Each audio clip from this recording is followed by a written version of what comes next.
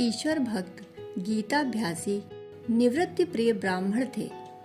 वे अर्थ को समझते हुए समस्त गीता का पाठ बार बार करने एवं भगवान के नाम का जप तथा उनके स्वरूप का ध्यान करने में ही अपना सारा जीवन व्यतीत करते थे। वे एकमात्र भगवान पर ही निर्भर थे। जीविका की कौन कहे, वे अपने खाने पीने की भी परवाह नहीं करते थे। उनके माता पिता परलोक सिधार चुके थे। वे 3 भाई थे, तीनों ही विवाहित थे। वे सबसे बड़े थे और 2 भाई छोटे थे। दोनों छोटे भाई ही पुरोहित वृत्ति के द्वारा गृहस्थी का सारा काम चलाया करते थे। एक दिन की बात है, दोनों छोटे भाइयों ने बड़े भाई से कहा, आप कुछ समय जीविका के लिए भी निकाला करें तो अच्छा रहे। बड़े भाई बोले, जब सबका भरण पोषण करने वाले विश्वम्भर भगवान सर्वत्र सब समय मौजूद हैं, तब अपनी जीविका की चिंता करना तो निरा बालकपन है। भगवान ने गीता के 9वें अध्याय के 22वें श्लोक में स्वयं योग क्षेम के वहन का जिम्मा लिया है। इसलिए भाई, हम लोगों को तो बस अपने भगवान पर ही निर्भर रहना चाहिए। वे ब्रह्मा से लेकर शूद्राति शूद्र जीव परमाणु तक सभी का भरण पोषण करते हैं। फिर जो उनके भरोसे रहकर नित्य निरंतर उन्हीं का स्मरण चिंतन करता है, उसका योग क्षेम चलाने के लिए तो वे वचनबद्ध ही है। हम लोगों को तो नित्य गीता का अध्ययन अध्यापन और निरंतर श्रद्धा प्रेम पूर्वक भगवान का भजन स्मरण ही करना चाहिए। दोनों भाइयों ने कहा, भाई साहब, आपका कहना तो ठीक है, पर जीविका के लिए कुछ भी चेष्टा किए बिना भगवान किसी को घर बैठे ही नहीं दे जाते। बड़े भाई ने विश्वास के साथ उत्तर दिया, श्रद्धा विश्वास हो तो घर बैठे भी भगवान दे सकते हैं। छोटे भाइयों ने कुछ झुंझलाकर कहा, भाई साहब, बातें बनाने में कुछ नहीं लगता। हम लोग कमा कर लाते हैं, तब घर का काम चलता है। आप केवल पड़े पड़े श्लोक रटना और बड़ी बड़ी बातें बनाना ही जानते हैं। आपको पता ही नहीं हम लोग कितना परिश्रम करके कुछ जुटा पाते हैं। आप जब हम लोगों से अलग होकर घर चलाएंगे, तब आपको पता चलेगा।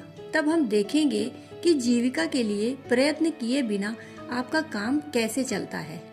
बड़े भाई ने धीरज के साथ कहा, भाई, तुम लोग यही ठीक समझते हो तो बहुत आनंद है। मुझे अलग कर दो। मैं किसी पर भार रूप होकर नहीं रहना चाहता। भगवान किस प्रकार मेरा निर्वाह करेंगे, इसे वे खूब जानते हैं। इस पर दोनों भाई निश्चिंत से होकर बोले, बहुत ठीक है, कल ही हम सबको अपने अपने हिस्से के अनुसार बंटवारा कर लेना चाहिए। बड़े भाई ने कहा, जिस प्रकार तुम लोग उचित समझो उसी प्रकार कर सकते हो। मेरी ओर से कोई आपत्ति नहीं। मैं तो तुम लोगों की राजी में ही राजी हूँ। दूसरे दिन ही दोनों भाइयों ने जो कुछ सामान संपत्ति थी, सभी के 3 हिस्से कर दिए। ब्राह्मण भक्त के हिस्से में एक छोटा सा कच्चा मकान, कुछ रुपए, कुछ साधारण गहने कपड़े तथा रसोई के बर्तन आदि आए। तीसरे हिस्से की यजमानों की वृत्ति भी उनके हिस्से में दे दी गई। इस प्रकार जब तीनों भाई अलग अलग हो गए, तब उस ब्राह्मण भक्त ने अपनी पत्नी से कहा, मेरे भाइयों ने हम लोगों को जो कुछ भी दिया है वह बहुत ही संतोषजनक है, किंतु अब हमें इस बात का पूरा ध्यान रखना चाहिए कि हम केवल भगवान पर ही निर्भर करें। किसी के भी घर जाकर कभी भी याचना न करें और न किसी के देने पर ही कुछ ग्रहण करें। भगवान स्वयं योग क्षेम वहन करने वाले हैं, वे ही हमारा योग क्षेम चलाएंगे। भाइयों ने जो कुछ दिया है, अभी तो उसी से काम चलाना चाहिए। ब्राह्मणी ईश्वर की भक्त और पतिव्रता थी। उसने पति की बात बड़े आदर के साथ स्वीकार की। उसने सोचा, अभी तो निर्वाह के लिए कुछ हाथ में है ही, इसके समाप्त होने के बाद स्वामी जैसा उचित समझेंगे अपने आप ही व्यवस्था करेंगे। वे भगवत भक्त ब्राह्मण प्रातः काल 4 बजे ही उठते और शहर से 1 मील दूर पर एक तालाब पर जाकर स्नान करते। फिर संध्या वंदन, भगवान की मानस पूजा, जप ध्यान करके संपूर्ण गीता का भाव सहित अर्थ को समझते हुए पाठ किया करते। इसके बाद दिन में 11 बजे घर लौटकर भोजनादि करते। सूर्यास्त के बाद भगवान के नाम का जप और उनके स्वरूप का ध्यान किया करते। अंत में रात को 8 बजे के बाद घर लौटकर भोजन करते और 10 बजे शयन करते। उनकी पत्नी भी दोनों समय पति को भोजन कराकर स्वयं भोजन करती और प्रतिदिन पति को नमस्कार करना, उनकी उचित सेवा करना, उनकी आज्ञा का पालन करना अपना कर्तव्य समझती। इसी प्रकार दोनों का समय व्यतीत होता गया। प्रतिदिन व्यय तो होता ही था। कुछ दिनों में उनके पास जो कुछ रुपए पैसे थे सब समाप्त हो गए। पत्नी ने स्वामी से कहा, रुपए सब खर्च हो गए। पति ने पूछा, क्या गहने कपड़े भी समाप्त हो गए? पत्नी ने कहा, नहीं। इस पर ब्राह्मणी ने सोचा, अभी गहने कपड़ों से काम चलाने की स्वामी की सम्मति है, अतः वह उन्हें बेचकर घर का काम चलाने लगी। पर वे गहने कपड़े भी कितने दिन के थे, वे भी समय पर शेष हो गए। फिर एक दिन पत्नी ने कहा, गहने कपड़े भी सब समाप्त हो गए। पति ने कहा, कोई चिंता नहीं, अभी बर्तन और मकान तो है ही। इससे ब्राह्मणी ने समझा कि अभी स्वामी की सम्मति मकान और बर्तनों से काम चलाने की है। उसने प्रसन्नता से मकान को बेच दिया और वे दूसरे किराए के मकान में चले गए। कुछ दिन इससे काम चला, इसके बाद बर्तन भी बेच दिए, पर उनसे क्या होता।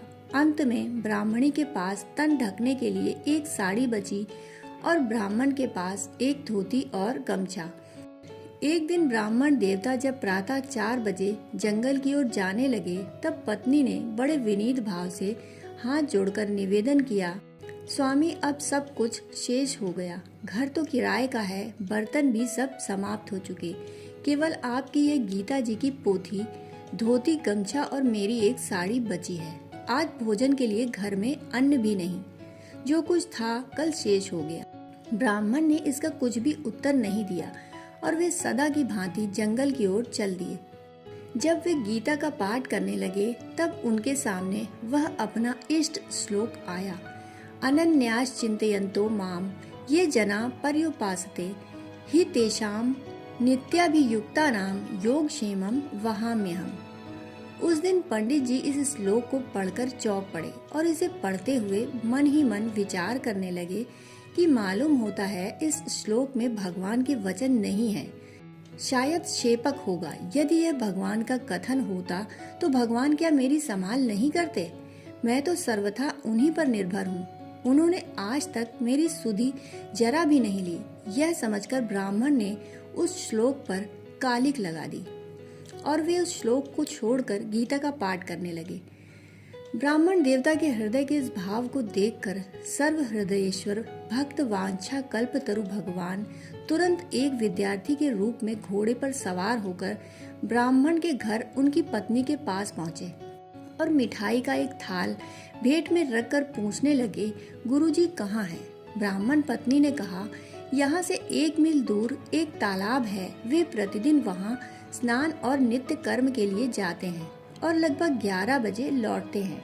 अभी तो 10 बजे हैं, उनके आने में 1 घंटे की देर है। आप कौन हैं और यह मिठाई किस लिए लाए हैं? विद्यार्थी ने उत्तर दिया, मैं पंडित जी का शिष्य हूँ और गुरु जी की तथा आपकी सेवा के लिए यह मिठाई लाया हूँ, इसे आप रख लें।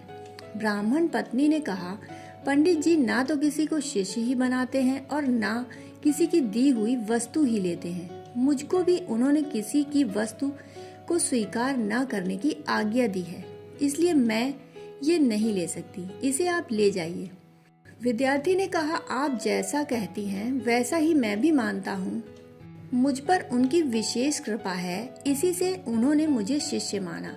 केवल मैं एक ही उनका शिष्य हूँ, इसके लिए मैं आपको विश्वास दिलाता हूँ। ब्राह्मण पत्नी ने कहा, मैंने तो यह बात कभी नहीं सुनी कि उन्होंने किसी को शिष्य बनाया, फिर यह बात मैं कैसे मान लूं? यह मिठाई मैं नहीं स्वीकार कर सकती, पंडित जी के लौटने पर आप उन्हें दे सकते हैं। विद्यार्थी ने कहा, अच्छा यह थाली यहाँ रखी है और मेरा घोड़ा भी यहीं बंधा है, मैं लौटकर पंडित जी से मिल लूंगा। चलते समय ब्राह्मण पत्नी ने पूछा, अपना नाम पता तो बता दीजिए, जिससे पंडित जी के आने पर यह मिठाई की थाली आपके घर वापस पहुंचा दी जाए। विद्यार्थी ने कहा, वे मुझे जानते हैं, उनकी मुझ पर अत्यंत कृपा है, क्योंकि मैं उनका एक ही शिष्य हूँ, मेरे सिवा कोई दूसरा उनका शिष्य नहीं। आप कह दीजिएगा कि आज प्रातः काल जिसके मुंह पर उन्होंने कालिक पोती थी वही शिष्य आया था, वे समझ जाएंगे। इतना कहकर भगवान चलते बने। 1 घंटे के बाद पंडित जी जंगल से वापस लौटे और घर में प्रवेश करते ही देखा कि एक थाली मिठाई से भरी रखी है। ब्राह्मणी ने पूरा वृत्तांत विस्तार से बताया। पंडित जी ने कहा, उसका नाम पता तो पूछना था। ब्राह्मण पत्नी ने कहा, मैंने पूछा था, तब उसने यह कहा कि मुझको गुरुजी जानते हैं, आज प्रातः काल ही उन्होंने मेरे मुंह पर कालिक पोती थी।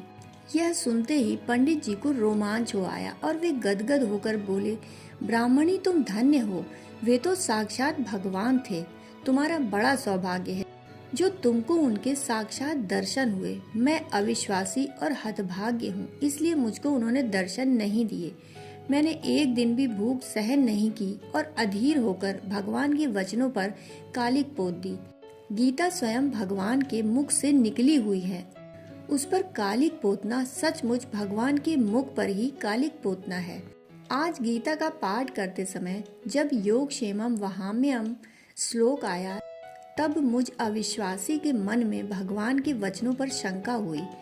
यह सोचकर मैंने उस पर कालिक पोत दी। मैं बड़ा ही नीच, पापी और अविश्वासी हूँ। मेरे हृदय में यदि तनिक भी धैर्य होता तो मैं ऐसा नीच काम कभी नहीं करता। वे परम दयालु हैं, भगवान तो सदा योग क्षेम चला ही रहे हैं। सब कुछ समाप्त होने के साथ ही आ ही पहुँचे। कालिक लगाने के अपराध के कारण मैं उनके दर्शन से वंचित रहा। तुम शुद्ध और अनन्य भक्त तथा पतिव्रता हो, इसलिए उन्होंने तुम्हें दर्शन दिए। जब तक वे नहीं आते तब तक मुझे चैन नहीं। इसके बाद उनकी दृष्टि बाहर की ओर गई तो क्या देखते हैं कि घोड़े पर भार लदा हुआ है। उन्होंने तुरंत जाकर भार उतारा और उसे अंदर लाकर देखने लगे। उसमें लाखों रुपयों के रत्न भरे थे। ब्राह्मण यह देखकर अपने कृत्य पर पश्चाताप करने लगे। वे पुनः गदगद हो गए और प्रेम में तन्मय होकर भागवत का श्लोक गाने लगे। रात के 11 बजे थे। दरवाजा खटखटाते हुए किसी ने बड़े ही मधुर स्वरों में पुकारा। ब्राह्मण ने तुरंत दौड़कर दरवाजा खोला और वे भगवान के चरणों पर गिर पड़े। भगवान ने उनको उठाकर अपने हृदय से लगा लिया। उस समय पंडित जी की बड़ी ही विचित्र दशा थी। उनका शरीर रोमांचित था, नेत्रों से आंसुओं की धारा बह रही थी, हृदय प्रफुल्लित था और वाणी गदगद थी। फिर भी वे किसी तरह धीरज धरकर बोले, नाथ, मैं तो एक अर्थ का दास हूँ। मुझ जैसे पामर पर भी जो आपने इतनी कृपा की, इसमें आपका परम कृपाल स्वभाव ही हेतु है। भगवान बोले, इसमें तुम्हारा कोई दोष नहीं, तुम तो मुझ पर ही निर्भर थे। मेरे आने में जो विलंब हुआ यह मेरे स्वभाव का दोष है, पर अभी तक तुमने भोजन क्यों नहीं किया? फिर ब्राह्मण पत्नी ने भगवान का संकेत पाकर दोनों को भोजन कराया। इसके पश्चात वे दोनों भाई बड़े भाई के साथ ही रहकर उनकी आज्ञा के अनुसार नित्य निरंतर जप, ध्यान तथा गीता का पाठ करने लगे एवं थोड़े ही समय में भगवान की भक्ति करके भगवत कृपा से भगवान को प्राप्त हो गए। सबसे उत्तम बात तो यह है कि नित्य निरंतर भगवान का निष्काम भाव से चिंतन करना ही चाहिए। योग क्षेम की भी इच्छा न करके भगवान में केवल अहेतुक विशुद्ध प्रेम हो, इसी के लिए प्रयत्न करना चाहिए। दोस्तों, कहानी सुनने के लिए आपका बहुत बहुत आभार।